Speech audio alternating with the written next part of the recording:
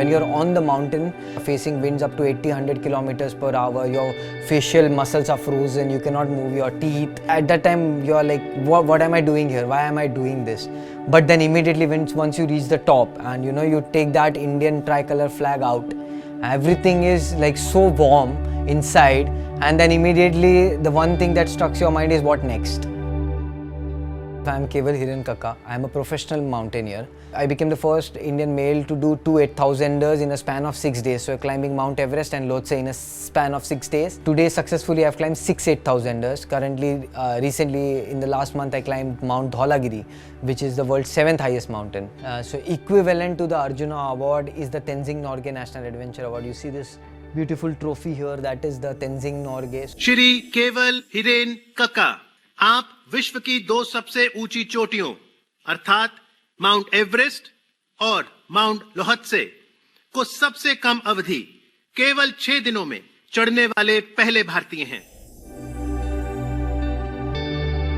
If I am climbing 2 more mountains, that is Mount Kanchenjunga and Makalu, I'll be the first Indian to climb all the 8,000ers in Nepal, and also the first Indian to climb 8,000 meter peaks, and hopefully the first Indian to climb the fastest.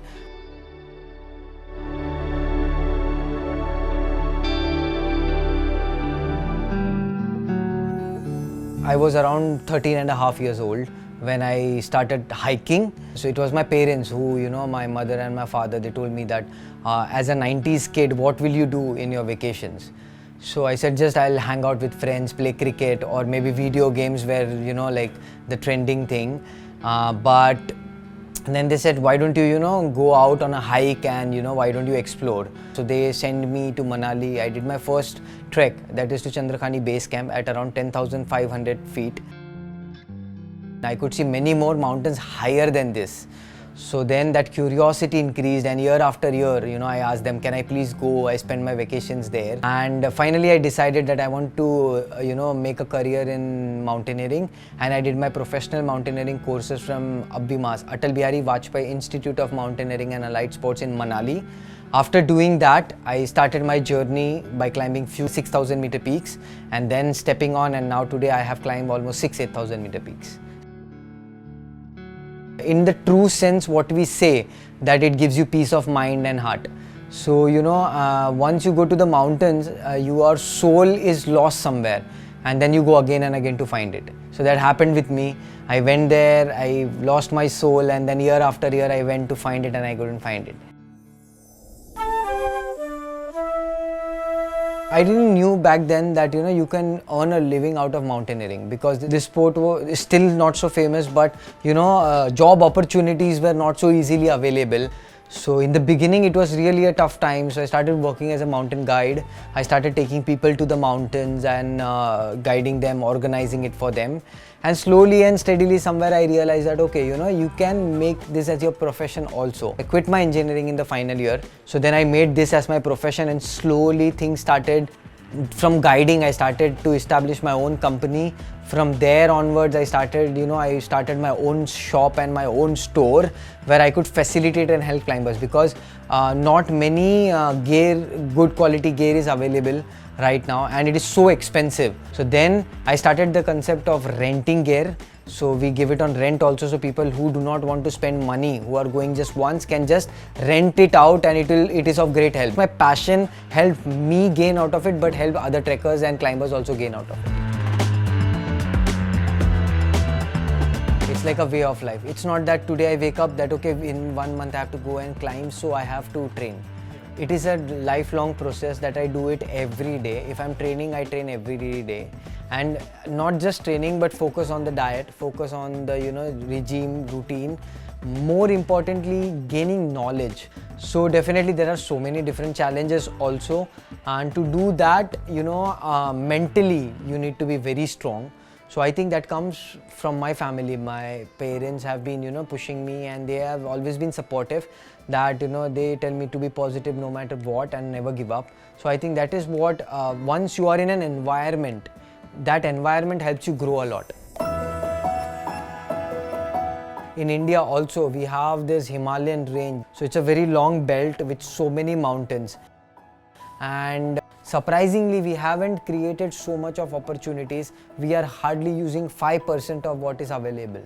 So if we focus on that and we create awareness and help the locals of that, then definitely we can create more job opportunities for them also. And I'm sure if the government takes some initiative with the local villagers and everything, and they sit together, then they can develop something well that is like an ecological balance, good for the nature also and good for the people also.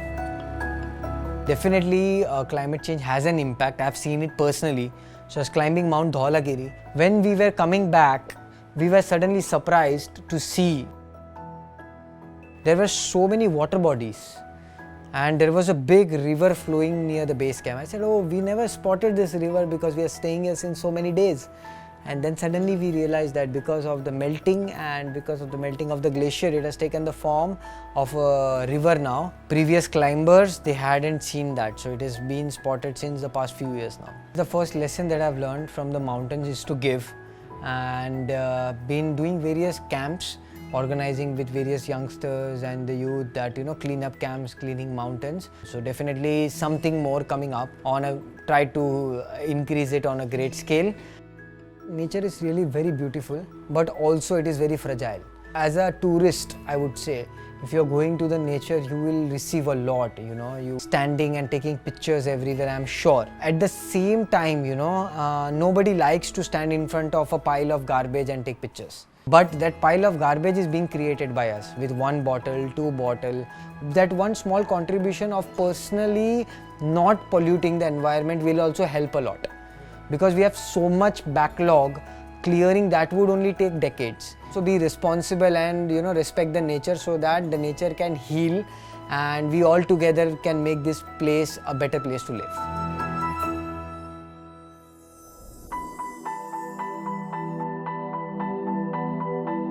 So next is Mount Kanchenjunga and Mount Makalu. So hopefully after climbing these two, I'll be aiming for Mount Shishapangma. And there are few more mountains which are in Pakistan occupied Kashmir to complete all the 14. But there are no permits recently for the Indians to go and climb there. So after this I will be trying definitely that I get permits or special permits from the Indian government and I could go and climb there with my other brothers who are in Pakistan, and definitely we could like bring the bond together and do this together.